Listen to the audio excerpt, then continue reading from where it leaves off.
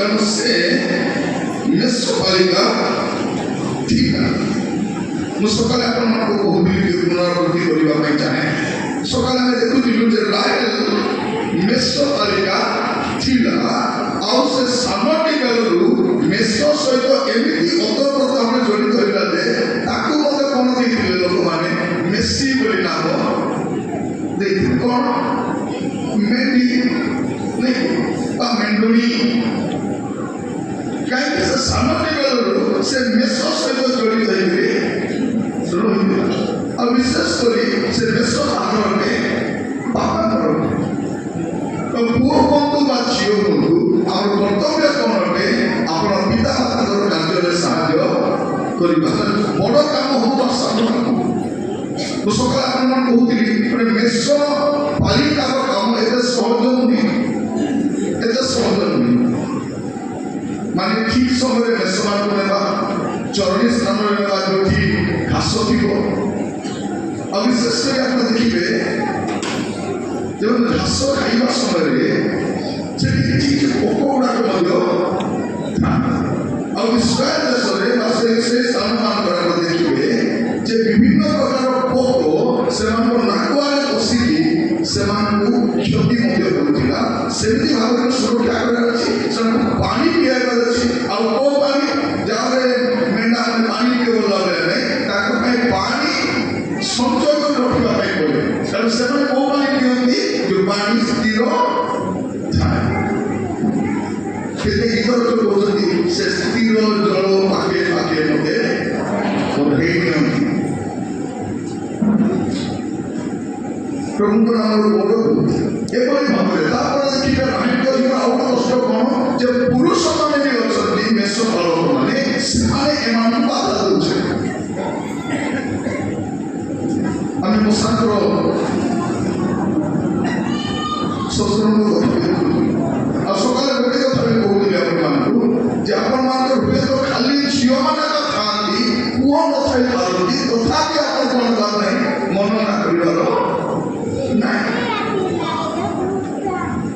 ମଶାଙ୍କର ଶ୍ୱଶୁରଙ୍କର 7ଟି ଖାଲି ଝିଅ, ସଲ୍ଫାତର 5ଟି କନ୍ୟା, ଆଉ ୟାର ବାପା ବି ଚାଲି ଯାଇଥିଲେ। ଆଉ ତିର୍ଷା ଛୋଟ ହେଲେ ସେ କ'ଣ କରୁଛି? ଲଢ଼ୁଛି ଅଧିକାର ନାହିଁ। ତେଣୁ ତା ନାଁରେ ନଗର ମଧ୍ୟ ତିଆରି ହେଉଛି। ଆଉ ତାର ସୌନ୍ଦର୍ଯ୍ୟ ବର୍ଣ୍ଣନା କରାଯାଉଛି ତିର୍ଷା ପରି ସୁନ୍ଦରୀ। ଆପଣମାନଙ୍କର ଝିଅମାନେ କୋଉଠି ଅଛନ୍ତି ବଡ଼ କଥା ନାହିଁ, ଆପଣ କେମିତି ରଖିଛନ୍ତି ବଡ଼ କଥା। କେମିତି ରଖିଛନ୍ତି? ଆମର ଝିଅମାନେ କୋଉଠି ଯାଉଛନ୍ତି ମା ମାନେ ଜାଣିବା ଦରକାର। ଆମେ ଦେଖୁଛୁ ଦିନାର କଥା, ଗୋଟେ ଝିଅ ସେ କୋଉଠି ଯାଉଛି ସେ ବିଷୟରେ ମା ଜାଣିବା ଦରକାର। ତାର ପରବର୍ତ୍ତୀ ପର୍ଯ୍ୟାୟ ଆମେ ଜାଣିଛୁ ଦିନାର କିପରି ପରିସମାପ୍ତି ଘଟୁଛି, ତାର ଅଧ୍ୟାୟ କେମିତି ସମାପ୍ତ ହେଉଛି, କେତେ ଦୁଃଖଦାୟକ। ଯେହେତୁ ଏଇଟା ମହିଳାମାନଙ୍କର ଆତ୍ମୋତ୍ସର୍ଗ ସଭା, ତେଣୁ ମହିଳାମାନଙ୍କୁ ବିଶେଷ ଭାବରେ କହିବା ପାଇଁ ଚାହେଁ ଆପଣ ଯତ୍ନବାନ ହୁଅନ୍ତୁ। ଆମେ ଖରାପ ସମୟରେ ବାସ କରୁଛୁ। ଆପଣମାନେ ଭାଇମାନେ, ଭଉଣୀମାନେ, ମାଆମାନେ, ଆପଣ ସମାଜକୁ ଦୋଷ ଦେଇକରି ଆପଣ ବସି ପାରିବେ ନାହିଁ। କ'ଣ କରିବା ଆଜ୍ଞା? ସମାଜ ଖରାପ। କ'ଣ କରିବା ଆଜ୍ଞା? ପରିସ୍ଥିତି ଖରାପ। କ'ଣ କରିବା ଆଜ୍ଞା? ଆମେ ଖରାପ ଜାଗା ରହୁଛୁ। ଆପଣ ଖରାପ ସ୍ଥାନରେ ରହିଲେ ମଧ୍ୟ ଫିଲିପଙ୍କର 4 ଜଣ କନ୍ୟା ଖରାପ ଜାଗା, ଗାଈ ସରିଆ ଭଲ ଜାଗା ନୁହେଁ, ମୂର୍ତ୍ତି ପୂଜାର ସ୍ଥାନ, ସେଠି ଅନେକ ବେଶ୍ୟାଳୟ ଥିଲା, ଅନେକ କଦର୍ଯ୍ୟ ଜାଗା ସେଇଟା, ସେଇଠି ମଧ୍ୟ ଭଲରେ ରହୁଛି। ମୁଁ ଆପଣମାନଙ୍କୁ କହି ରଖି, ମୁଁ ସକାଳେ ଆପଣମାନଙ୍କୁ କହୁଥିଲି ତାଙ୍କର ଜୀବନର କଥା। ଆଜି ମୁଁ କହିବା ପାଇଁ ଚାହେଁ ତାଙ୍କର ଆତ୍ମକାହାଣୀ କେମିତି ଥିଲା। ରାହେଲର ଆତ୍ମକାହାଣୀ କାହିଁକି ଲେଖାଯାଉଛି? ସେ ଜଣେ ମେଷପାଳିକା। ଆଉ ଆଜିର ପ୍ରସଙ୍ଗ ହେଉଛି ମେଷପାଳିକାର ଆତ୍ମକାହାଣୀ। ଗୋଟେ 6ଟି ବିଷୟ ଛୋଟ ଆକାରରେ କହିବା ପାଇଁ ଚାହେଁ। ଆପଣ ବ୍ୟସ୍ତ ହେବେ ନାହିଁ, ରାତି ସମୟଟା ଘରେ ଅନ୍ୟମାନଙ୍କୁ ଖାଇବାକୁ ଦେବାର ଥିବ, ରୁଟି ରୁଟି ବନେଇବାର ଥିବ, ତାକୁ ଛାଡ଼ିକି ଆସିଥିବେ, ପିଲାକୁ ଶୁଆଇକି ଆସିଥିବେ, ଆପଣ ଉଠା ବସା କର ବସି ମୁଁ ଶୀଘ୍ର ସମାପ୍ତ କରିବି। କାଲି ଗୋଟେ ବହି ଅଛି, ଆପଣମାନେ ଦୟାକରି ସମୟ ବାହାର କରି ଆସିବେ, କାରଣ କାଲିର ପ୍ରସଙ୍ଗ ଅଲଗା ଅଛି। ପ୍ରଭୁ ଆପଣ ଅନୁଗ୍ରହ କରନ୍ତୁ। ଆମେ ଯେତେବେଳେ ରାହେଲଙ୍କ ବିଷୟ ଦେଖୁଛୁ, ସେ କୌଣସି କାର୍ଯ୍ୟ କରିବା ପାଇଁ ଅପମାନ ବୋଧ କରୁନାହାନ୍ତି। କୌଣସି କାର୍ଯ୍ୟ ମୁଁ କହୁଥିଲି ଆପଣମାନଙ୍କୁ, ସେ ସୁନ୍ଦରୀ ଅଛନ୍ତି ଆଉ ସେ ରୂପବତୀ ମଧ୍ୟ ଅଟନ୍ତି, କିନ୍ତୁ ସେ କୌଣସି କାର୍ଯ୍ୟ କରିବା ପାଇଁ ଲଜ୍ଜା ବୋଧ କରୁନାହାନ୍ତି। ଆପଣମାନେ ମଧ୍ୟ କୌଣସି କାର୍ଯ୍ୟ କରିବା ପାଇଁ ଲଜ୍ଜା ବୋଧ ନାହିଁ। ପ୍ରଭୁଙ୍କ ନାମ ସ୍ତୁତି। କାର୍ଯ୍ୟ ଅଟେ, କାର୍ଯ୍ୟ କରିବା ଭୁଲ ନୁହେଁ।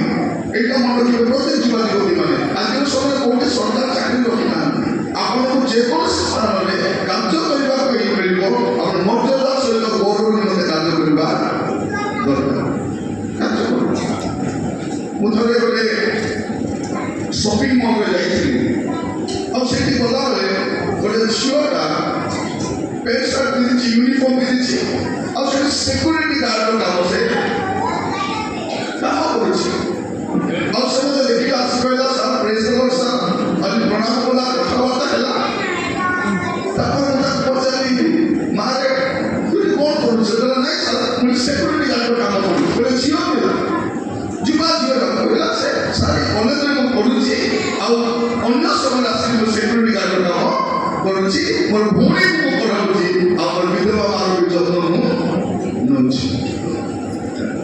ସେ କହିଲା, ଏଇ ସହରରେ ମୋର ସାଙ୍ଗମାନେ କଲେଜ ପଢୁଛନ୍ତି, ମୋର ପରିବାର ଲୋକମାନେ ଅଛନ୍ତି, ଆସି ମୋତେ କହୁଛନ୍ତି ତୋତେ ନାଚଟା ବୁଲେଇକିଲ ପ୍ୟାଣ୍ଟ ସାର୍ଟ ପିନ୍ଧିକି ଭଙ୍ଗାର ଭାବେ ସିକ୍ୟୁରିଟି ଗାର୍ଡର କାମ କରୁଛୁ। ସେ କହିଲା, ସାର୍ ଆପଣଙ୍କ ବାକ୍ୟ ମୁଁ ଶୁଣିଛି, କାର୍ଯ୍ୟ କରିବା କେବେ ଲଜ୍ଜା କରିବା, କୌଣସି କାର୍ଯ୍ୟ କରିବା। ତେଣୁ ପ୍ରଥମ କଥା, କାର୍ଯ୍ୟ କରିବା ପାଇଁ ଲଜ୍ଜା ବୋଧ କରନ୍ତୁ ନାହିଁ। ଆଉ ଦ୍ୱିତୀୟ ବିଷୟ, ରାହେଲଙ୍କ ଜୀବନ ଆମେ ଦେଖୁଛୁ, କଷ୍ଟ ଆଉ ସମସ୍ୟାର ସମ୍ମୁଖୀନ ହେବା ପାଇଁ ମଧ୍ୟ ସେ ପ୍ରସ୍ତୁତ ଅଛି।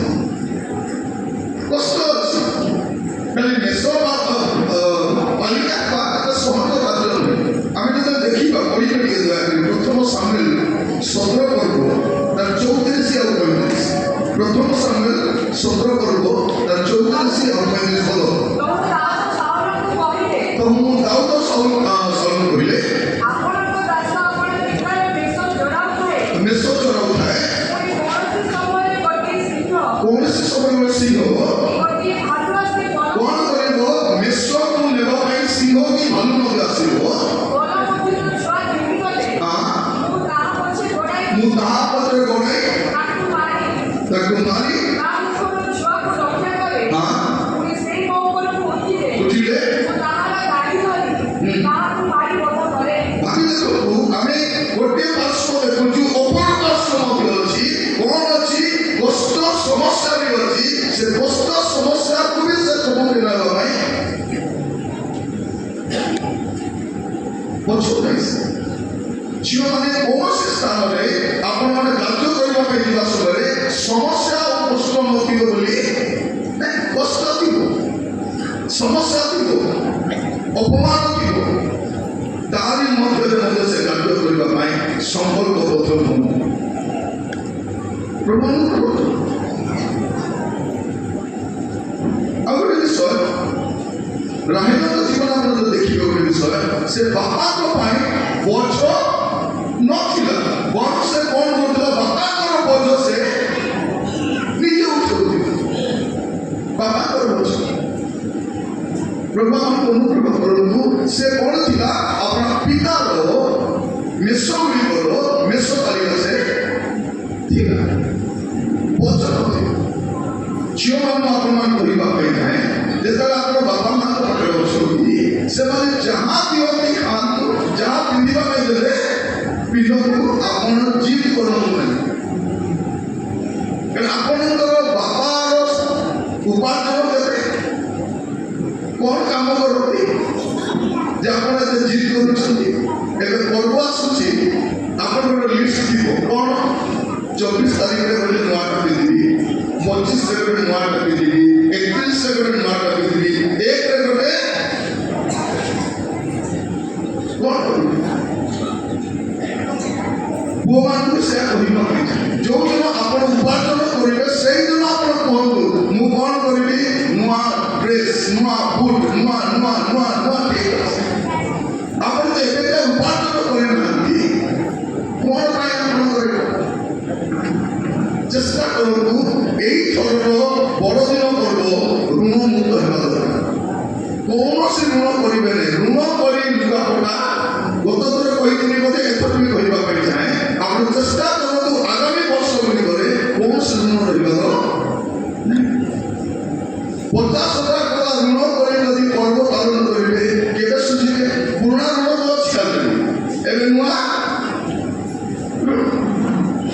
ଭଉଣୀମାନେ ଆପଣଙ୍କ ସ୍ୱାମୀ ଋଣ ଉପରେ ବୁଡ଼ିଛନ୍ତି, ଆପଣ କହିବେ ହେଲ ତ ସୁନା ଟିକେ ବନ୍ଧା କର କଣ କହୁଛନ୍ତି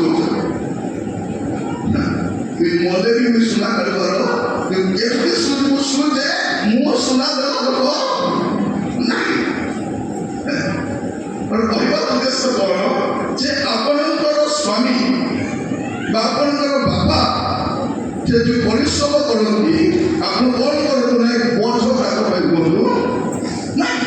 ରାହେଲର ଜୀବନ ଆମେ ଶିକ୍ଷା ଗ୍ରହଣ କରୁଛୁ। ବର୍ତ୍ତମାନ ଆମେ ଦେଖିବା ତାର ଆତ୍ମ କାହାଣୀଟିଏ ଦେଖିବା ରାହେଲର ଜୀବନ କେମିତି ଥିଲା। याद्वारा ଆପଣମାନଙ୍କ ପରିସ୍ଥିତିକୁ ମଧ୍ୟ ଦେଖିପାରିବେ ଆଉ ଆଜିର ଧ୍ୟାନ ନିମନ୍ତେ ଯେଉଁ ଶାସ୍ତ୍ରାଂଶ ରହିଛି ତାହା ମଧ୍ୟ ଆପଣ ବୁଝିପାରିବେ। ବର୍ତ୍ତମାନ ଆପଣ ଦୟାକରି ଖୋଲନ୍ତୁ ଆଦି ପୁସ୍ତକ 29 ପର୍ବ ତାର 18 ପଦ 29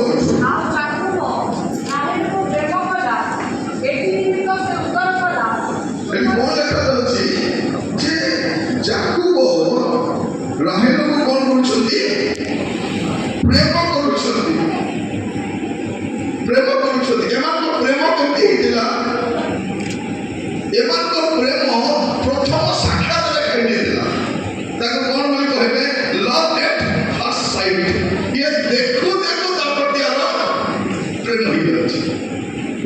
ଏକ ତ କଣ ମାମୁର ଝିଅ ହେଲା, ଏପଟେ ମାମୁର ଝିଅକୁ ବାହୁବନ୍ତି ଚଳେ ଏପଟେ ଆମର କେମିତି ଚଳୁଛି ହେଲା। ତ କଣ ଏଠି ସେ ଦେଖିବା ପାଇଁ ମାମୁର ଝିଅ ଆଜି ମାମୁର ଝିଅ ଦେଖିବା ପାଇଁ ସେ କଣ ସୁନ୍ଦରୀଟା ସେ ଜାଣିଲେ କଣ କି ସାନ ତାକୁ ଦରକାର ରାହେଲ। ତ ଇଏ ବି ତାକୁ ସେମିତି ଭଲ ପାଉଛି, ଇଏ ତାକୁ ସାହାଯ୍ୟ ବି କରୁଛନ୍ତି, ପରସ୍ପର ପ୍ରେମ ମଧ୍ୟ ହେଉଛି। କିନ୍ତୁ ଆପଣ ମନେ ରଖିଥାନ୍ତୁ ଏମାନଙ୍କର ପ୍ରେମ ହେଉଛି କିନ୍ତୁ ଶାରୀରିକ ସମ୍ପର୍କ ନାହିଁ। ଏଇଟା ମୁଁ କହିବା ପାଇଁ ଚାହେଁ। ଆଜିକାଲି ଆପଣ ଦେଖିବେ ଯୁବକ ଯୁବତୀର ପ୍ରେମ ହେଇଗଲା ବୋଲି ଭାବୁଛନ୍ତି କଣ ଆମର ତ ଅଧା ମ୍ୟାରେଜ ହେଇଗଲା, ପରେ ଫୁଲ ମାଳ ପିନ୍ଧିବୁ, ପରେ ପ୍ରସେସନ ହେବ, ଆଉ ପୂର୍ବରୁ କଣ ହେଉଛି ସମ୍ପର୍କ ଗଢ଼ି ଉଠୁଛି ଯୋଉଟା ଏମାନଙ୍କଠି ହେଉନି। ଏଇଟା ମୁଁ କହିବା ପାଇଁ ଚାହେଁ ପ୍ରତ୍ୟେକ ଆଜିର ସମୟରେ ଆମର ବିବାହ ଗୁଡ଼ାକ କୌଣସି ଅବସ୍ଥାରେ ଥାଉଛି ଯେ କହୁଛୁ ନା ନାହିଁ ବିବାହ ସମସ୍ତଙ୍କ ମଧ୍ୟରେ ଆଦରଣୀୟ ହଉ, ତାପରେ ତାର ସଜା ଏଇଟା ଖାଲି କାର୍ଡରେ ଲେଖିବା ପାଇଁ ଏକ ଅଛି ସିନା, ଏଇଟା ଏତେ ଭଲ ଲାଗୁ ଏତେ ଲାଗୁ ସଫଳୀୟ ଲାଗୁନାହିଁ। ଆଉ ଯେଉଁମାନେ ବିବାହ ପୂର୍ବରୁ ପଳାଇଥିବେ ତାକୁ ଧରି ଆଣିଥିବେ ସେମାନଙ୍କର କାର୍ଡ ବି ଲେଖାଯାଉଛି ବିବାହ। ମତେ ବେଳେବେଳେ କାର୍ଡ ଗୁଡ଼ା କାଢ଼ି ଦିଅନ୍ତି, ମୁଁ ଦେଖେ ତାଙ୍କୁ ଦେଖେ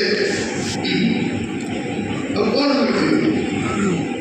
ଏମାନଙ୍କର ଶୁଣନ୍ତୁ ଦୟାକରି ରାହେଲଙ୍କର ଆତ୍ମକାହାଣୀ କହିବା ପାଇଁ ଚାହେଁ। ତାଙ୍କ ଜୀବନରେ କଣ ହଉଛି? ଦେଖାରେ ହିଁ ପ୍ରେମ ହଉଛି, କିନ୍ତୁ ତାର ମାନେ ନୁହେଁ ଯେ ଜୀବନରେ ସବୁବେଳେ ସେ ପ୍ରେମ ବଜାୟ ରହିଥିବ। ଯେହେତୁ ଏଟା ମହିଳା ସମିତିର ସଭାଟା ମୁଁ ମହିଳାମାନଙ୍କୁ ଝିଅମାନଙ୍କୁ କହିବା ପାଇଁ ଚାହେଁ କଣ ହଉଛି ତାଙ୍କର ପ୍ରଥମ ପ୍ରେମରେ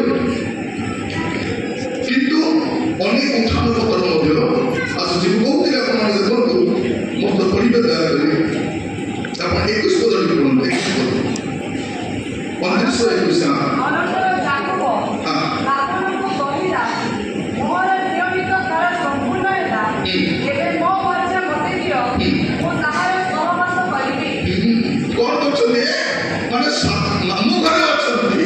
ସାଙ୍ଗରେ କାମ କରୁଛନ୍ତି କିନ୍ତୁ ଏବେ ପର୍ଯ୍ୟନ୍ତ ସହବାସ এইটা ମୁଁ କହିବା ପାଇଁ ଚାହେଁ ବିବାହର ପବିତ୍ରତା ବଜାୟ ରହିବା ଦରକାର। ନହେଲେ କଣ ଏମାନେ ତ ବାହାରେ ମେସେଜ କରିବାକୁ ଯାଉଛନ୍ତି ସାଙ୍ଗରେ ମିଶୁଛନ୍ତି ଏକାଠି ରହୁଛନ୍ତି କଣ କରିବା କଥା ସମ୍ପର୍କ ରହିବା କଥା ତ ନାହିଁ। এইটা হচ্ছে খ্রিস্টান বিবাহর ଗୋଟେ ବାସ୍ତବ ଛବି। ସେ କଣ କରୁଛନ୍ତି ମୋର 7 ବର୍ଷ ମୋର ଚୁক্তিର তুমি ଯଦି କହିଥିଲ ସେ ଚୁক্তিର ସମୟ ସମାପ୍ତ ହୋଇଛି ଏବେ ମୋର କାର୍ଯ୍ୟ ଦିଅ ମୁଁ ସହବାସ କର। ଯୁବା ଝିଅମାନଙ୍କୁ କହିବା ପାଇଁ ଚାହେଁ ଆପଣ କାହାକୁ ପ୍ରେମ କରୁଛନ୍ତି ସାବଧାନ ହେଇଥାନ୍ତୁ ସତର୍କ ଥାନ୍ତୁ। ଯଦି କୌଣସି ପୁଅ ଆପଣଙ୍କୁ ପ୍ରେମ କରୁଛି ବୋଲି ଆପଣଙ୍କ ଶରୀର ଚାହୁଁଛି ତା ପ୍ରେମ କେବେ ବି ହେଇନଥିବ ତା ଅଭିଳାଷ ହେଇଯାଉଛି ଆଉ ତାର ପରବର୍ତ୍ତୀ ସମୟ ଆପଣଙ୍କ ଜୀବନରେ କେମିତି କଷ୍ଟ ଦେଇଥିବେ ଆଉ କହିଲେ ନ ସର ପ୍ରତ୍ୟେକ କରିବା ପାଇଁ ଚାହେଁ। ଆପଣ ସ୍କୁଲକୁ ଯାଆନ୍ତି କଲେଜକୁ ଯାଆନ୍ତି ପଢ଼ିବା ପାଇଁ ଯାଆନ୍ତି ବାହାରେ ଯାଆନ୍ତି ଆପଣ ସତର୍କ ରହିବା ଦରକାର କାରଣ ଏହା ଖ୍ରୀଷ୍ଟିଆନର ପାଇଁ ବହୁତ ବଡ଼ ବିଷୟ ବହୁତ ବଡ଼ ବିଷୟ।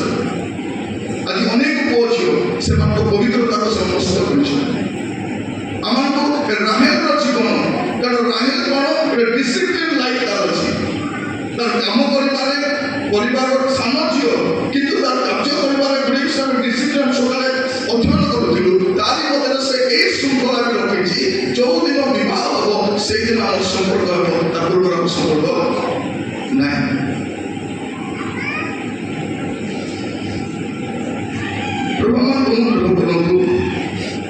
ବିବାହକୁ କହୁଥିଲି ବିବାହର ଏମାନଙ୍କର ସାକ୍ଷାତ ରାହେଲ ଯେତେବେଳେ ସାକ୍ଷାତ କରୁଛନ୍ତି ତାଙ୍କର ଯାହାକୁ ସେଇ ସମୟରେ କଣ ହଉଛି ଏମାନଙ୍କ ଭିତରେ ପ୍ରେମ ଗଢ଼ି ଉଠୁଛି କିନ୍ତୁ ଏଇ ପ୍ରେମ ପରବର୍ତ୍ତୀ ସମୟରେ କଣ ହଉଛି ଅନେକ ପ୍ରକାର ସରପ୍ରାଇଜ ତାଙ୍କ ପାଇଁ ଆଣୁଛି। ସେ ଆଚମ୍ବିତ ହଉଛନ୍ତି କାହିଁକି ବାପାଙ୍କର ଚାଲାକ ବୁଦ୍ଧି ତାର ବାପା ଯେମିତି ଦୁଷ୍ଟନ୍ତି ସେମିତି ନୁହଁ ସେ ୟା ଭିତରେ ଖେଳ କରିଛନ୍ତି ଆପଣଙ୍କୁ କହିବେ ମୋ ସହିତ 23 ପଦରେ ପଢ଼ନ୍ତୁ 23 ପଦ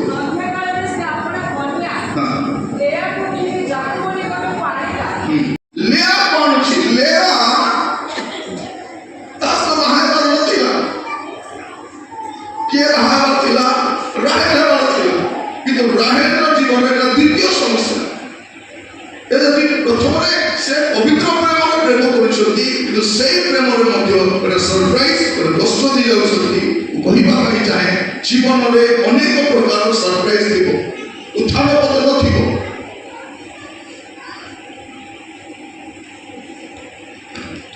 ଏଇଠି ଆମ ଜୀବନରେ ଆମେ ସେୟା ଦେଖୁଛୁ ମାନେ ସେ ଯାହାକୁ ଭଲ ପାଉଛନ୍ତି ତାଙ୍କ ସହିତ ବାହା ହୋଇକରି ତାଙ୍କର ସେ ଯାହାକୁ ଭଲ ପାଉଛନ୍ତି ସେ ଆଉ ଜଣଙ୍କ ସହିତ ବାହାରୁଛନ୍ତି ଏହାକୁ କେମିତି ଲାଗିଥିବ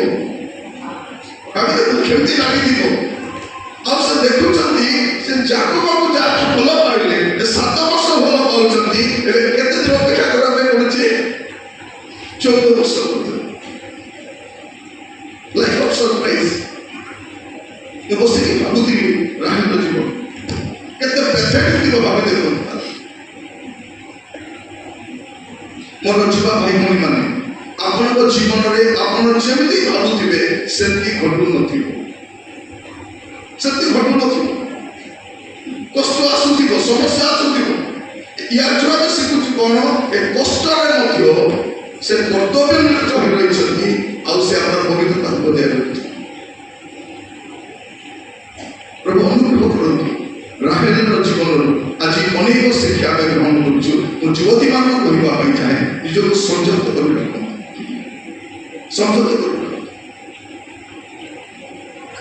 ଏଇଟା ତ ଅଲଗା ବିଷୟ ଆମେ ଦେଖୁଛୁ। ମୁଁ କହୁଥିଲି କେବଳ ଗୋଟିଏ ସ୍ୱାମୀ ଗୋଟିଏ ସ୍ତ୍ରୀ এইটা আদর্শ বিবাহ বলি করি যে যাকে আউ জনক বাহা ହେଲା তারপর আউ জনক বাহা ହେଲା তারপর দুটা দাসী ମଧ୍ୟ ଆପଣ ଦେଖିବେ যে ବାହାଘର ସମୟରେ ଆମେ ଯଦି ଲୋକଙ୍କୁ କାର୍ ଦଉଛୁ ଟିଭି ଦଉଛୁ ଫ୍ରିଜ ଦଉଛୁ ସେମାନେ ବାହାଘର ସମୟରେ କଣ ଦଉଥିଲେ ଦାସୀ ମାନଙ୍କୁ ଦଉଥିଲେ ଦାସୀମାନଙ୍କୁ କାହିଁକି ଦିଆଯାଉଥିଲା ଯେ ଗୃହର କର୍ତ୍ରୀ ଯଦି ସନ୍ତାନ ପ୍ରସବ କରିପାରିବ ନାହିଁ ତାହେଲେ ଦାସୀ ଗୋଟେ ସନ୍ତାନ ଦେଲେ କ'ଣ ହବ, ଏଇଟା କର୍ତ୍ରୀର ଅର୍ଥ ସନ୍ତାନ, ଯୋଉଟା ଆମେ ଅବ୍ରାହ୍ମଙ୍କ ଜୀବନ ମଧ୍ୟ ଆମେ ଦେଖୁଛୁ। ସେଇଥିପାଇଁ ଦିଆଯାଉଛି, ଏଇଟା ବଂଶକୁ ଦିଆବାର ଅଛି, ଯୋଉଟା ଆଜିର ସମୟରେ ଚଳନୀୟ ନୁହେଁ, ଆଜିର ସମୟରେ ଚଳନୀୟ ନୁହେଁ। ମାନେ ମୋର ସ୍ତ୍ରୀ ମୋ ପାଇଁ ଛୁଆ ଦେଇପାରୁନି, ଆର କାହାର ଛୁଆ କାହିଁକି ଏଇଟା ବାଇବଲ ସମ୍ମତ ନୁହେଁ। ମୁଁ ଆପଣମାନଙ୍କୁ କହୁଥିଲି ସକାଳେ, ଗୋଟିଏ ସ୍ୱାମୀ ଗୋଟିଏ ସ୍ତ୍ରୀ ଆଜି ରାହିଲ ଷଡ଼ଯନ୍ତ୍ରର ବାବଦ ନାହିଁ ଯେ ଏଇଟା ପରେ ସେଇଟା, ସେମିତି କିଛି ଆମେ କେବଳ ରାହିଲଙ୍କର ଆଦର୍ଶ ବା ଦୃଷ୍ଟାନ୍ତ ପାଇଁ ଆମେ ଶିକ୍ଷା କରୁଛୁ। ପରମେଶ୍ୱର ଆଦମଙ୍କ ପାଇଁ ଗୋଟିଏ ସ୍ତ୍ରୀ ତିଆରି କଲେ, ଏକ ସ୍ତ୍ରୀ ତିଆରି କଲେ, ଆଉ ଗୋଟେ ପଞ୍ଜର ନେଲେ, 4-5ଟା ପଞ୍ଜର କାଢି ଦେଇଥାନ୍ତେ, ଗୋଟେ କାଳିଆଟା, ଗୋଟେ ମୋଟାଟା, ଗୋଟେ ପତଳାଟା, ଗୋଟେ ସୁନ୍ଦରୀଟା, ସବୁ ଗୋଟେ ଗଦା କରିଥାନ୍ତେ, ତମକୁ ଆସରେ ଇଚ୍ଛା କଲେ ନା ହେଇପାରିବ। ସେଥିପାଇଁ ଯୁବାମାନଙ୍କୁ କହିବା ପାଇଁ ଚାହେଁ, ବିବାହ ପୂର୍ବରୁ ଚୁପ୍ ଦେଇକରି ବେଶୀ ଡେଇବ ନାହିଁ, ବେଶୀ ଡେଇଲେ କ'ଣ ହବ, ଅମର ପକାଇବି ସେ ଦିଆ ଦିଏ ନାହିଁ, ପ୍ରାର୍ଥନା କରିଲେ ନୀରବ ରହିବ। ଆଉ ଯୁବାମାନଙ୍କୁ କହିବା ପାଇଁ ଶୁଣନ୍ତୁ, ସମସ୍ତ ଯୁବାମାନଙ୍କୁ କହିବେ, ଏପଟେ ପୁଅମାନେ ଝିଅମାନେ ସମସ୍ତେ କହିବା ପାଇଁ ଚାହେଁ, ହୁଏତ ଆପଣଙ୍କ ଜୀବନର ପ୍ରତିଟି ପର୍ଯ୍ୟାୟରେ ଆପଣ ଉଦ୍ଦୀର୍ଣ୍ଣ ହେଇ ଯାଇପାରନ୍ତି, କିନ୍ତୁ ଶୈତାନ ଅପେକ୍ଷା କରୁଥିବ ବିବାହରେ କିଛି ନା କିଛି କରିବା ପାଇଁ। ଆପଣଙ୍କୁ କହିବା ପାଇଁ ଚାହେଁ, ଆମର ପ୍ରିୟ ଭାଇ ହ୍ୟୁମାନ ସାର୍, ତାଙ୍କ ପରି ଗୋଟେ ଗୀତ ଗାଇବା ଲୋକ ମିଳିବାଟା ଆଜିର ସମୟରେ ବହୁତ କଷ୍ଟ। ସେ ଯୋଉଠି ଗଲେ ନମ୍ବର 1 ହେଇଗଲେ, କିନ୍ତୁ ସେଇ ସମୟରେ କ'ଣ ଅଛି, ଗୋଟିଏ ଅଖ୍ରୀଷ୍ଟିଆନ ଗୋଟେ ଅବିଶ୍ୱାସୀ ସହିତ ସେ ପ୍ରେମ ସମ୍ପର୍କରେ ଆସୁଛନ୍ତି, ପରବର୍ତ୍ତୀ ସମୟ ବିବାହ କରିଛନ୍ତି, ଯାହା ବାଇବଲ ଅନୁମତି ଦିଏ ନାହିଁ, ବାଇବଲ ସମ୍ମତ ନୁହେଁ। ଆଉ ସେଇଠାରୁ ପତନର ପର୍ଯ୍ୟାୟ ଆରମ୍ଭ ସେଇଦିନ, କାରଣ ଅସମାନ ଜୁଆରୀ ଆପଣଙ୍କ ପାଇଁ ପ୍ରମାଦ ହେଇପାରେ, ପ୍ରମାଦ ହେଇପାରେ। ତେଣୁ ଯୁବାମାନଙ୍କୁ କହିବା ପାଇଁ ଚାହେଁ, ଆଜି ଯେତେ ଜଣ ଆମେ ସମସ୍ତେ ତାଙ୍କର ବିୟୋଗରେ ଦୁଃଖୀ କରୁଛୁ, କିନ୍ତୁ ତାଙ୍କର ବିୟୋଗରେ, ତାଙ୍କର ମୃତ୍ୟୁରେ ଆମେ ଅନେକ ଶିକ୍ଷା ପାଉଛୁ। ଅସମାନ ଜୁଆରୀ କେତେ ସମସ୍ୟା। ମୁଁ ସବୁବେଳେ କୁହେ, marriage is the last weapon of devil in a Christian's life. Marriage is the last weapon of devil in a Christian's life. ଗୋଟେ ଖ୍ରୀଷ୍ଟିଆନର ଜୀବନରେ ବିବାହ ହେଉଛି ଶୈତାନର ଶେଷ ଅସ୍ତ୍ର। ଆଉ ସେ ବିବାହ ସମୟରେ କ'ଣ କରେ, ତାର ଖେଳକୁ ଦେଖେଇଥାଏ। ଆମେ ଆଜି ଦେଖୁଛୁ ପତନ ନୁହେଁ, ସେହି ଦିନର ଆନନ୍ଦ ହେଉଛି। ତେଣୁ ଆପଣ ଉତ୍ତମ ଜୀବନ ସାଥୀ ଚୟନ କରିବା ପାଇଁ ପ୍ରଭୁଙ୍କର ବାକ୍ୟର ସାହାଯ୍ୟ ନେବେ। ଆଉ କାହାର ସାହାଯ୍ୟ ନେବେ, ମାନେ ପ୍ରଭୁଙ୍କ ବାକ୍ୟରେ ପରିପକ୍ୱ ସେବକ ସେବିକାମାନଙ୍କର ପରାମର୍ଶ ନେବେ। ଆଉ ଝିଅମାନଙ୍କୁ କହିବା ପାଇଁ ଚାହେଁ, ଆପଣ ପରାମର୍ଶ ନେବା ପାଇଁ କେବେ ବି କୌଣସି ଗୋଟେ ପୁରୁଷ ପାଲକ ପାଖକୁ ଯିବେ ନାହିଁ। ଯାଇକରି ଆଜ୍ଞା ମତେ ଟିକେ ପରାମର୍ଶ ଦରକାର, ଯଦି ଯିବ ତମ ମାଆକୁ ଧରିକି ଯିବ, ନହେଲେ ବଡ଼ ଭଉଣୀକୁ ଧରିକି ଯିବ, ନହେଲେ ବାଳିକାକୁ ଧରିକି ଯିବ, ନହେଲେ ତମେ ବୟସ ଏକଲା ପରାମର୍ଶ ନେବା ପାଇଁ ଯିବ, ତାର ପରିଣାମ ମଧ୍ୟ ଆମେ ଦେଖୁଛୁ। ଆପଣ ଅଞ୍ଚଳରେ ବି ଦେଖିବେ, ଆପଣ ଓଡ଼ିଶାରେ ଦେଖିବେ, ଭାରତରେ ବି ଦେଖିବେ, ପରାମର୍ଶ ନେବା ସତ୍ତ୍ୱେ ଏକଲା ସେ ବାବା ହୁଅନ୍ତୁ ବା ପ୍ରଭୁଙ୍କ ଦାସ ହୁଅନ୍ତୁ, ଏକୁଟିଆ ଯିବେ ନାହିଁ, ସମସ୍ୟା ଅଛି। ଝିଅମାନେ ଯେତେବେଳେ କୌଣସି ପ୍ରଭୁଙ୍କ ଦାସକୁ ସାକ୍ଷାତ କରାଯିବେ, ସାଙ୍ଗରେ ଗୋଟେ ବଡ଼ ଲୋକ ରହିବା ଦରକାର। ଆପଣ ମା ହେଇପାରନ୍ତି, ବାଳିକା ହେଇପାରନ୍ତି, ବା ଜଣଙ୍କର କୌଣସି ମହିଳା ଜୀବନ ହେଇପାରନ୍ତି, ତାଙ୍କ ସହିତ ଆପଣ ଯିବେ, ଏକୁଟିଆ ଏକୁଟିଆ। ତ ପ୍ରଭୁମାନେ ଅନୁଗ୍ରହ କରନ୍ତୁ, ୟାଙ୍କର ଲାଇଫରେ ଏ ସରପ୍ରାଇଜ ଆମେ ଦେଖୁଛୁ। ଆଜି ଯିବା ସମୟରେ ଭଉଣୀମାନଙ୍କ ପାଇଁ, ବିଶେଷ କରି ଝିଅମାନଙ୍କ ପାଇଁ, ପୁଅମାନଙ୍କ ପାଇଁ ପ୍ରାର୍ଥନା କରିବା ପାଇଁ ଚାହେଁ। କାରଣ ଆପଣମାନେ ହେଉଛନ୍ତି ଆମର ମଣ୍ଡଳୀର ସମ୍ମାନ ଆଉ ସମ୍ପଦ। ଆମର କ'ଣ ଅଛି, ଏ ବିଲ୍ଡିଂ ଗୁଡ଼ାକ କିଛି ନାହିଁ, ଆପଣମାନେ ହିଁ ଆମର ସମ୍ପତ୍ତି ଅଛି। ଆପଣଙ୍କ ଜୀବନର ଯତ୍ନ ନେବେ, ଜୀବନକୁ ଯତ୍ନ ନେବେ। ଏଠି ଆମେ କ'ଣ ଦେଖୁଛୁ, ଯେ ରାହେଲ ତାଙ୍କ ଜୀବନରେ ଦ୍ୱିତୀୟ ବିଷୟ ସରପ୍ରାଇଜ ଆସୁଛି। ହଠାତ୍ ସେ ବୁଝିପାରୁନି କାହିଁକି ଏଇଟା ଘଟୁଛି, ଆମେ ସେଟା ଦେଖୁଛି। ଆଉ ତୃତୀୟ ବିଷୟ ଦେଖିବେ ଆପଣ ପଢନ୍ତୁ 29 ପର୍ବ ତାର 31 ପର୍ବ। ଲେଆକୁ ଅପମାନିତ ଦେଖି କଣ ହଉଛି ଦେଖନ୍ତୁ, ତୃତୀୟ ବିଷୟ ରାହେଲଙ୍କ ଜୀବନରେ ସେ ପ୍ରେମ କଲେ, ସେ ପ୍ରେମରେ ମଧ୍ୟ ସେ ସମସ୍ୟା ଦେଇ ଯାଉଛନ୍ତି। ସେ ଯାହାକୁ ପ୍ରେମ କଲେ ତାଙ୍କୁ ପାଉନାହାନ୍ତି, ତାଙ୍କର ଭଉଣୀ ସେ ତାକୁ ପ୍ରେମ କରିନାହାନ୍ତି, ସେ ତାକୁ ବାହାରୁଛନ୍ତି। ତାପରେ ମଧ୍ୟ ସେମାନେ ଆହୁରି ସମସ୍ୟା ଦେଖାଯାଉଛି। ପରିସ୍ଥିତି ଗୁଡାକ ବିପରୀତ ହଉଛି। ଏବେ ତୃତୀୟ ଆମେ ଦେଖୁଛୁ କଣ, ଯେ ବିବାହ ଅନେକ ବର୍ଷ ପର୍ଯ୍ୟନ୍ତ ସନ୍ତାନ ତାଙ୍କର ନାହିଁ। ଆଉ ସନ୍ତାନହୀନତା କେତେ ବଡ଼ କଷ୍ଟଦାୟକ, ଯାହାର ସନ୍ତାନ ନାହିଁ ସେ ଭାବୁଛି ଅପମାନ କରନ୍ତି, ମର୍ଯ୍ୟାଦା ଦିଅନ୍ତି ନାହିଁ, ନାନା ପ୍ରକାର କଥା ହୁଅନ୍ତି। ହୁଏତ ଶାରୀରିକ ଅସୁସ୍ଥତା ନଥାଇପାରେ, ପରମେଶ୍ୱର ଆପଣ ନିରୂପିତ ସମୟରେ ଦେବେ କିମ୍ବା ଦେବେ ପ୍ରଭୁ ଡିସାଇଡ୍ କରିବେ। ସନ୍ତାନ ସଦାପ୍ରଭୁଙ୍କର ଦତ୍ତ ଅଧିକାର ଆଉ ପୁରସ୍କାର। ସନ୍ତାନ ସେ ଦିଅନ୍ତି ନା ନ ଦିଅନ୍ତି ତାଙ୍କ ଉପରେ ରହିଲା। କିନ୍ତୁ ଏଇଠି ଆମେ ଦେଖୁଛୁ ଯେ ରାହେଲ ପଢିବେ ଭାଇ ଯେଉଁମାନେ ବି ସୁନ୍ଦରୀ ଥିଲେ ଲେଖା, ତ ଏଇ ତ ସୁନ୍ଦରୀ ରୂପ ଆଉ ତୃତୀୟରେ କଣ ଅଛନ୍ତି ବନ୍ଧ୍ୟ, ମାନେ ସବୁ ବିଷୟ ଠିକରେ ଯାଉନାହିଁ କାହାର ଜୀବନରେ। ରାହେଲଙ୍କ ଜୀବନରେ ସେ ଯେମିତି ଭାବୁଛନ୍ତି ସେ କଷ୍ଟ ଦେଇ ଯାଉଛନ୍ତି। ଏକ ତ ମେଷ ବାଲିକାର କଷ୍ଟ, ମେଷ ତ ଦି ଚାର ନଥିବେ, ଲେଆ ତ ଦୁର୍ବଳ, ସେ ତ କିଛି କରିପାରିବ ନାହିଁ। ୟାକୁ ଆକା ସେ ମେଷ ହଟିଗଲେ ଖଦି ଆଣ, ତାର ପାଇଁ ପାଣି ଟାଣ, ତାପରେ ସବୁ ଗୋଟେଇକି ରଖ, ତାପରେ ଅନ୍ୟ କାମ କର। ଏସବୁ କଷ୍ଟ ବ୍ୟତୀତ ତାଙ୍କ ଜୀବନରେ ଆହୁରି କଷ୍ଟ ଆସୁଛି।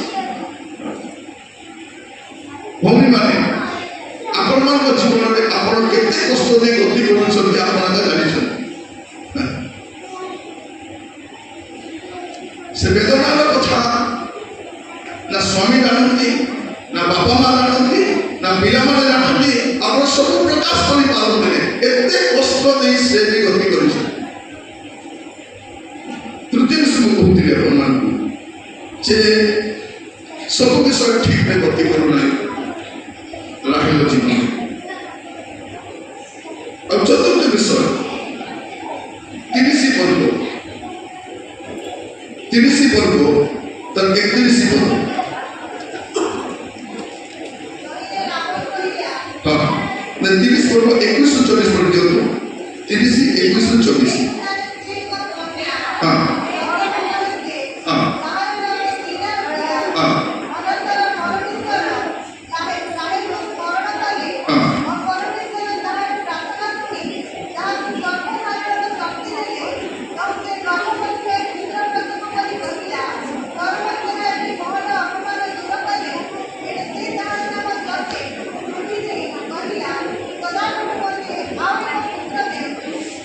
পঞ্চম বিষয় প্রিয় ভাই, পরমেশ্বর তার দুঃখ তার সমস্যাকে প্রভু দেখিলে। হালেলুয়া। এটা ମୁଁ କହିବା ପାଇଁ ଚାହେଁ, କଷ୍ଟ ଉପରେ କଷ୍ଟ ଦିଆଯାଉଛି ରାହେଲ, କିନ୍ତୁ ତାରି ମଧ୍ୟରେ ପରମେଶ୍ୱର ତାଙ୍କର ଦୁଃଖକୁ ତାଙ୍କର କଷ୍ଟକୁ ମଧ୍ୟ ସେ ଦେଖୁଛନ୍ତି। ଭଉଣୀମାନେ ଆପଣ ଭାବିପାରନ୍ତି, ମୁଁ ଯୋଉ କଷ୍ଟ ଦେଇଯାଉଛି, ମୁଁ ଯୋଉ ଅପମାନ ଦେଇଯାଉଛି, ମୁଁ ପାରିବାରିକ ସମସ୍ୟା ଦେଇଯାଉଛି, ହୁଏତ କେହି ଦେଖିପାରୁ ନାହାନ୍ତି, କିନ୍ତୁ ଜଣେ ଆପଣଙ୍କ କଷ୍ଟକୁ ଦେଖୁଛନ୍ତି। ଆପଣ ସବୁ କଥା ସ୍ୱାମୀକୁ କହିପାରିବେ। ଯଦି ସ୍ୱାମୀକୁ ସବୁ କଥା କହିଲେ କଣ କହିଲେ, ସ୍ୱାମୀ ଏଠି ବେଶୀ ଟେନସନ କରା ନାହିଁ, ମତେ ବିପି ମରିଗଲେ ବୋଲେ ଦେଖ ସବୁ ମତେ କହିବନି। ବାପା ମା କହିଲେ, ବାପା ମା କଣ କହୁଛନ୍ତି, ଏଠି ମା ତତେ ଯୋଉଦିନ ବାହାର କରିଦେଲୁ ନାହିଁ ସେଟା ତୋର ଘର, ତୋର ସମସ୍ୟା ତୁଇ ବୁଝେ। ବେଶୀ କଥା କଲେ ଏଠି ଆସି କଥା ବୋକା ବେଶୀ କରିବେ। ଭାଇ ମାନେ କଣ କହୁଛନ୍ତି, ହେଲୋ ତତେ ବାହାଘର କରିବାରେ ବାପା 10 ଲକ୍ଷ ଖର୍ଚ୍ଚ କଲା, ବାହାଘର କଲା, ମୋର ଜୀବନ ସେଠି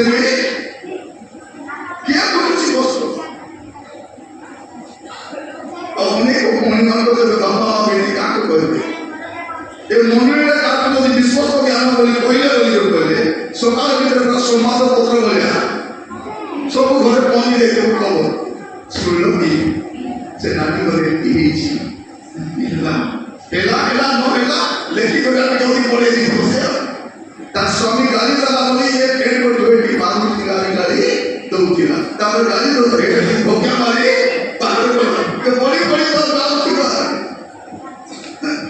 ତୁଣ୍ଡ ବାଇବ ସମସ୍ତ କଷ୍ଟ କରି ତ ୟାର ମନର କଥା ୟାର ମନର ଯନ୍ତ୍ରଣା ସେ କହିପାରୁନାହିଁ କାହାକୁ କିନ୍ତୁ ପରମେଶ୍ୱର କ'ଣ କରୁଛନ୍ତି ତାର କଷ୍ଟ ତାର ଦୁଃଖକୁ ଦେଖୁଛନ୍ତି କହିବା ପାଇଁ ଅନେକ କଷ୍ଟ ଅନେକ ଯନ୍ତ୍ରଣା ମଧ୍ୟରେ ପରମେଶ୍ୱର ତାଙ୍କର କଷ୍ଟକୁ ପରମେଶ୍ୱର ଦେଖୁଛନ୍ତି ପ୍ରଭୁଙ୍କ ନାମର ଗୌରବ ଆଉ ସେ କ'ଣ କରୁଛନ୍ତି ପ୍ରଭୁ ତାଙ୍କର ପୁତ୍ର ଦଉଛନ୍ତି ଆଉ ସେ ପୁତ୍ରର ନାମ କ'ଣ ଦଉଛନ୍ତି ବୃଦ୍ଧି କ'ଣ ବୃଦ୍ଧି ଏବେ ମୋର ବଂଶ ବୃଦ୍ଧି ହେବା ପାଇଁ ଯାଉଛି ଆଉ ସେ ବୃଦ୍ଧି ଆପଣ ଦେଖିବେ ପ୍ରିୟ ଭାଇ ଭଉଣୀମାନେ ନା ତାକୁ ବୃଦ୍ଧି ବୋଲି ଦେଲେ ସତ କଥା କିନ୍ତୁ ତା ପାଇଁ ମଧ୍ୟ ବହୁତ କଷ୍ଟ ରାହେଲ ଯଦି କଷ୍ଟ ଦେଇ ଯାଇଛନ୍ତି ତାଙ୍କର ଗର୍ଭଜାତ ସନ୍ତାନ ମଧ୍ୟ କଷ୍ଟ ଦେଇକି ଯାଇଛନ୍ତି ବୃଦ୍ଧି ଆପଣ ଦେଖିବେ ମଧ୍ୟ ଫଳନ୍ତୁ ଆଦି ପୁସ୍ତକ 49 ପର୍ବ ତାର 22 ଆଉ 23 ଆଦି ପୁସ୍ତକ 49 ଆଉ 22 ଆଉ 23 ଯୋସେଫ ଫଳଦାୟୀ ବୃକ୍ଷର ପଲ୍ଲବ ସେ ନିର୍ଜନ ନିକଟସ୍ଥ ଫଳଦାୟୀ ବୃକ୍ଷର ପଲ୍ଲବ ସ୍ୱରୂପ ତାର ଶାଖା ସକଳ ପ୍ରାଚୀର ଅତିକ୍ରମ କରେ ବନ୍ଧୁକର ମାନେ ତାହାକୁ ଅତିଶୟ କ୍ଲେଶ ଦେଇଅଛନ୍ତି ତାକୁ ପ୍ରିୟ ବିଧି ଧାରଣା ମାନେ ଯୋସେଫ କେମିତି କରୁছে ଦେଖାଯାଉଛି ଯୋସେଫ ଫଳଦାୟୀ ବୃକ୍ଷର ପଲ୍ଲବ ଠିକ ଅଛି ସେ ନିର୍ଜନ ନିକଟସ୍ଥ ଫଳଦାୟୀ ବୃକ୍ଷର ପଲ୍ଲବ ସ୍ୱରୂପ ତାର ଶାଖା ସକଳ କ'ଣ କରେ ପ୍ରାଚୀର ଭିତରେ ନାହିଁ ପ୍ରାଚୀର ବାହାରେ ମନେ ରଖି ଯାଆନ୍ତୁ ପ୍ରଭୁ ଯାହା ସହିତ ଥିବେ ତାର ନାମ ବୃଦ୍ଧି ଦିଆଯାଇଛି ସେ କୋଉଠି ଗଲେ ବି ବୃଦ୍ଧି ହେବାଟା ହବ ମନେ ରଖିଥା ତା ପ୍ରତି ଲୋକ ଅନ୍ୟାୟ କରିପାରୁ ମୁଁ କହୁଥିଲି ଆପଣଙ୍କୁ ରାହେଲ ପ୍ରତି ଯେତେ ଅନ୍ୟାୟ ହେଇଛି ଯୋସେଫ ପ୍ରତି ମଧ୍ୟ ସେମିତି ଏକା ଅକାରଣରେ ଭାଇମାନେ ତାର ବିରୁଦ୍ଧ ଆସୁଛନ୍ତି ତାକୁ ବିକ୍ରି କରିଦେଉଛନ୍ତି ତାକୁ ଗାତରେ ପକାଇ ଦେଉଛନ୍ତି ତାକୁ ଜେଲ ହେଇଯାଉଛି ସେ ଅପମାନିତ ହେଉଛି କିନ୍ତୁ ଯୋସେଫ କ'ଣ ହେଉଛି ବୃଦ୍ଧି ହେଉଛି ମନେ ରଖିଥାନ୍ତୁ ଆପଣଙ୍କ ବିରୁଦ୍ଧରେ ଅନେକ ଲୋକ ଆସିପାରନ୍ତି କିନ୍ତୁ ଆପଣଙ୍କର କ୍ଷତି କରିପାରିବେ ନାହିଁ ଯଦି ପ୍ରଭୁ ଆପଣଙ୍କ ସାଙ୍ଗରେ ରହିଥିବେ ପ୍ରଭୁ ଆପଣମାନଙ୍କୁ ଅନୁଗ୍ରହ କରିବେ ବୁଝିବା ପାଇଁ ଯୋସେଫଙ୍କ ଜୀବନରେ ଅନେକ କଷ୍ଟ ଦେଇଯାଇଛନ୍ତି ରାହେଲ ଯଦି କଷ୍ଟ ଦେଇ ଯାଇଛନ୍ତି ଯୋସେଫ ବି ସେମିତି କଷ୍ଟ ଦେଇକରି ଯାଇଛନ୍ତି ଆଉ ସେ କଷ୍ଟ ମଧ୍ୟରେ ସେ ଅନେକ ରୂପେ ଆଶୀର୍ବାଦ ଦାନ ଦେଇଛନ୍ତି ଆପଣମାନେ କହୁଥିଲି ଯେ ପରମେଶ୍ୱର କ'ଣ କଲେ ତାଙ୍କ କଷ୍ଟକୁ ଦେଖି ଆଉ ଯଦି ଆପଣ ଦେଖିବେ ଯେ ପ୍ରଭୁ କ'ଣ କରିଛନ୍ତି ତାଙ୍କର ପ୍ରତିଜ୍ଞାକୁ ସେ ସଫଳ କରିଛନ୍ତି କୋଉ ପ୍ରତିଜ୍ଞା ଯାକୁବକୁ ଯୋଉ ଆଶୀର୍ବାଦ କରିଥିଲେ ସେଇ ପ୍ରତିଜ୍ଞାକୁ ପ୍ରଭୁ କ'ଣ କରୁଛନ୍ତି ରାହେଲ ଜୀବନରେ ପୁରା ହେବାର କାରଣ ବାଇବଲର ପରମେଶ୍ୱର ଯାହା ପ୍ରତିଜ୍ଞା କରନ୍ତି ସେ ପ୍ରତିଜ୍ଞା ରକ୍ଷାକାରୀ ପରମେଶ୍ୱର ପ୍ରଭୁ ଆଜି ଆମର ଅନୁଗ୍ରହ କରନ୍ତୁ ଏ ବାକ୍ୟ ଶୁଣିବା ସମୟରେ ଯେ ରାହେଲର ପୁତ୍ର ଇସ୍ରାଏଲ ପାଇଁ ଆଶୀର୍ବାଦର କାରଣ ଅଟେ ପ୍ରଭୁ ଆମକୁ ଅନୁଗ୍ରହ କରୁ ମୁଁ ଆଜି ରାହେଲଙ୍କର ଆତ୍ମକାହାଣୀ କହିବାକୁ ଚାହେଁ ଏକ ତ ସେ ଜୀବନରେ କଷ୍ଟ ପାଇ ଗଲେ ତାପରେ ରାହେଲ ବି ଚାଲି ଯାଉଛି ରାହେଲ ଗଲା ପରେ କ'ଣ ହେଉଛି ଯୋସେଫ ଭାଇମାନଙ୍କର ପ୍ରେମ ପାଇପାରୁନାହାନ୍ତି ଭାଇମାନଙ୍କର କ୍ରୋଧର ପାତ୍ର ହେଉଛନ୍ତି ବାପା ଭଲ ପାଉଛନ୍ତି କାହିଁକି ସେ ରାହେଲକୁ ଭଲ ପାଉଛନ୍ତି ଆଉ ଇଏ ବୃଦ୍ଧକାଳର ସନ୍ତାନ ହେଇଥିବାରୁ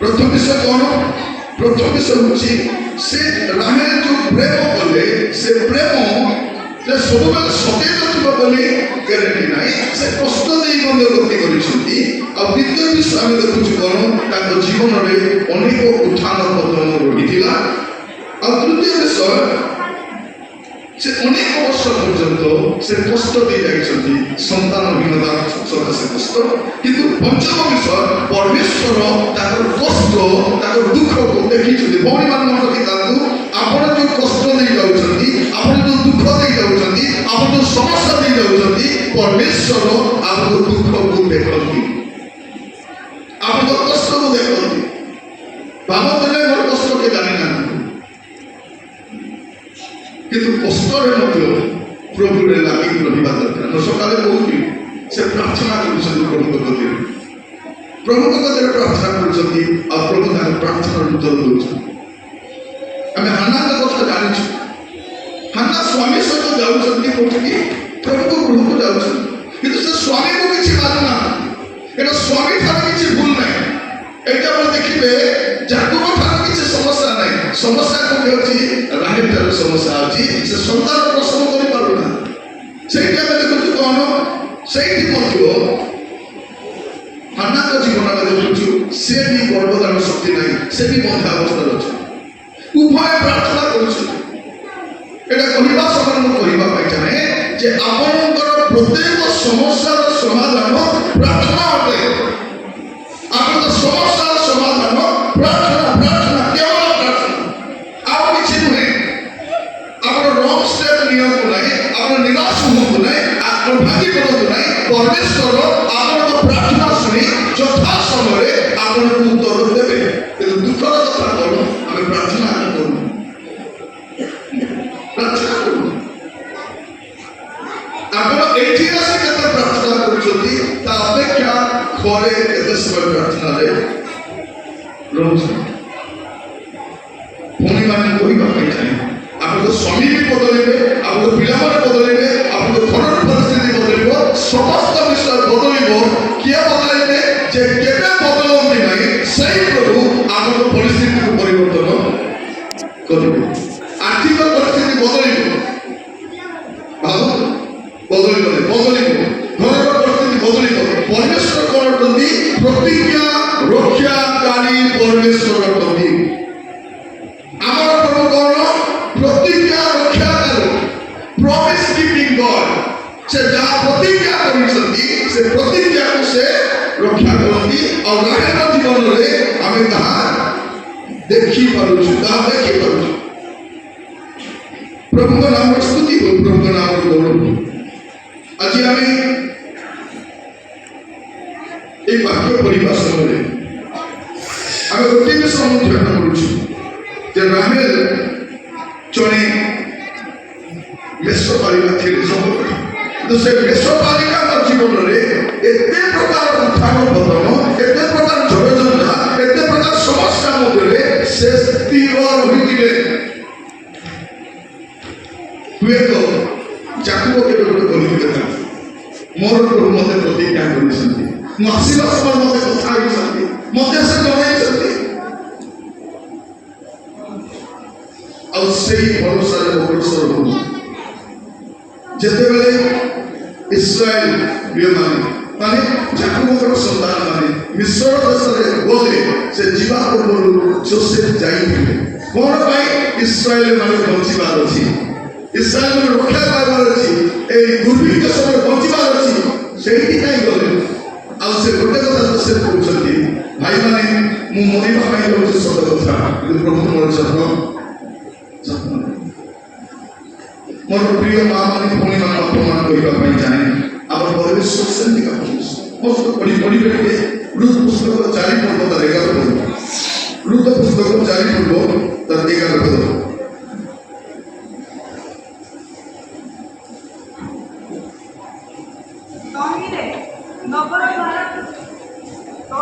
नगर द्वारा मध्य समस्त लोक ओ प्राचीनतर कहिले आमे माने साक्षी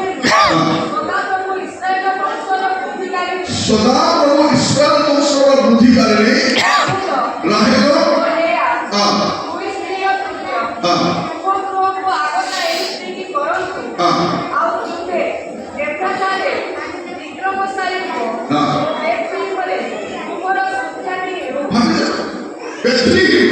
बेथलेहेम को माने उसका करो बेथलेहेम रे कहा समाधि दिया जाएगा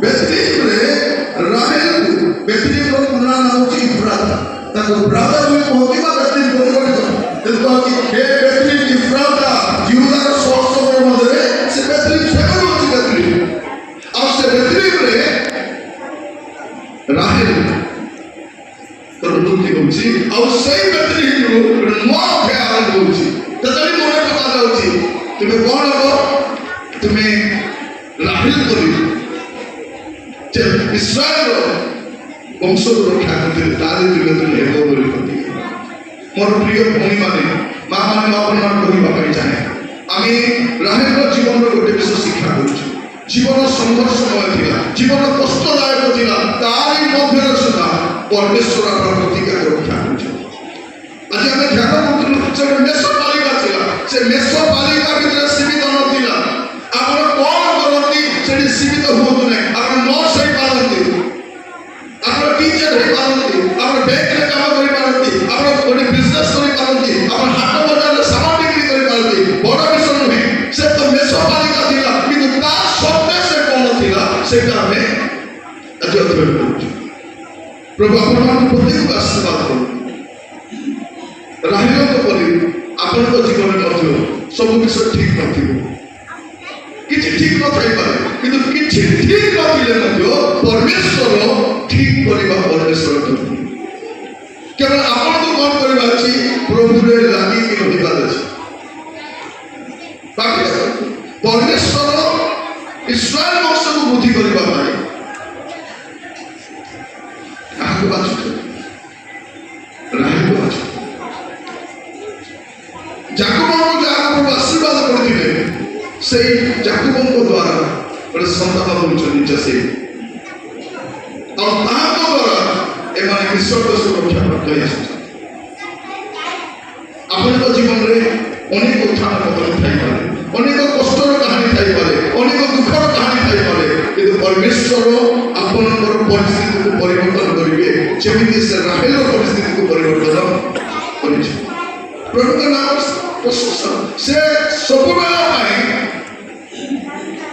से मेसो पालिका ही बढ़िबे नहीं मेसो पालिका रो नुआ परिचय मध्य आसीबो तार नुआ नाम मध्य आसीबो परमेश्वर आपन को परिस्थिति मध्य परिवर्तन करिबे आपन व्यस्त होनो आज आत्मस्तर सभारे म आपन को कहिबा पाई जाने परमेश्वर प्रतिज्ञा रक्षा करबो आपण भावतो नाही जे मोर एभली भावना मोर पुलिस समाप्ति हो राहेल भाबी थिबो मोर एका शरीर नाही जथा समय रे राहेल को पाए परमेश्वर घर को पठौछ राहेल को स्मरण करछथि राहेल को आशीर्वाद करछथि राहेल को जतन होछ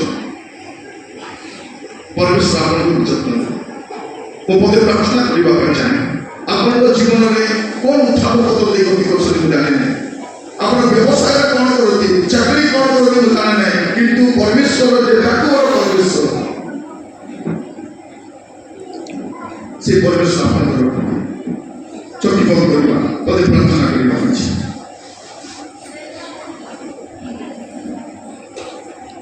अनुग्रह करके परमेश्वर म आपन धन्यवाद दोछि प्रभु आज राहेल जीवन विषय अध्ययन करू प्रभु से किपरि गोटे मेसो बालिका इस्राएल वंशर वृद्धिकारी हो पारे गोटे एपरि एक संतान माता हो पारे इस्राएल वंश को मिस्र देश जन्म नहीं पिता परमेश्वर आपन योजना आपन परिकल्पना आम चिंतार बाहर वो प्रार्थना करे अनेक झील मैंने बसी अनेक माँ मैंने बसी जीवन में भावुंट प्रभु के परिस्थिति बदल ना आम कष्ट यही थी आम दुख यही प्रकार थी कि आज शिक्षा द्वारा आपको कहते आपन परिस्थिति परिवर्तनकारी परिस्थिति को नियंत्रणकारी परमेश्वर आपको धन्यवाद दिए पिता परमेश्वर आपन नाम आदर महिमा गौरव पिता परमेश्वर प्रार्थना करें आज ଯେଉଁ ଭଉଣୀମାନେ ଅଛନ୍ତି ପ୍ରଭୁ ସେମାନଙ୍କର ଗର୍ଭଧାରଣ ଶକ୍ତି ହୁଏତ ନାହିଁ, ଗର୍ଭାଶୟ ହୁଏତ ଦୁର୍ବଳ ଅଛି, ଅସୁସ୍ଥ ଅଛି, ଦୀର୍ଘ ଦିନରୁ ପ୍ରଭୁ ସେମାନେ ସନ୍ତାନ ପ୍ରାପ୍ତି କରିପାରୁନାହାନ୍ତି। ପ୍ରଭୁ ଆପଣ ଯେପରି ରାହେଲକୁ ସ୍ମରଣ କଲେ, ହାନ୍ନାକୁ ସ୍ମରଣ କଲେ ପ୍ରଭୁ ଏମାନଙ୍କୁ ମଧ୍ୟ ସ୍ମରଣ କରନ୍ତୁ ପ୍ରଭୁ। ଆଗାମୀ ସମୟରେ ପ୍ରଭୁ ସେମାନଙ୍କ କୋଳରେ ଗୋଟେ ସନ୍ତାନକୁ ଧରିବେ ଏ ପ୍ରକାର ଅନୁରୋଧ କରନ୍ତୁ, ଦୟା କରନ୍ତୁ। ପିତା ପରମେଶ୍ୱର ଆମର ଝିଅମାନେ ହୁଏତ ବ୍ୟବସାୟ ବାଣିଜ୍ୟରେ ଛୋଟ କାର୍ଯ୍ୟ କରିଥାଇ ପାରନ୍ତି, କିନ୍ତୁ ପ୍ରଭୁ ଆପଣ ତାହା ପରିବର୍ତ୍ତନ କରିବେ ବିଶ୍ୱାସ କରେ। ସେମାନଙ୍କ ଜୀବନରେ ଉତ୍ତମ ସମୟରେ ଉତ୍ତମ ଜୀବନ ସାଥୀ ଆପଣ ଯୋଗାଇବେ।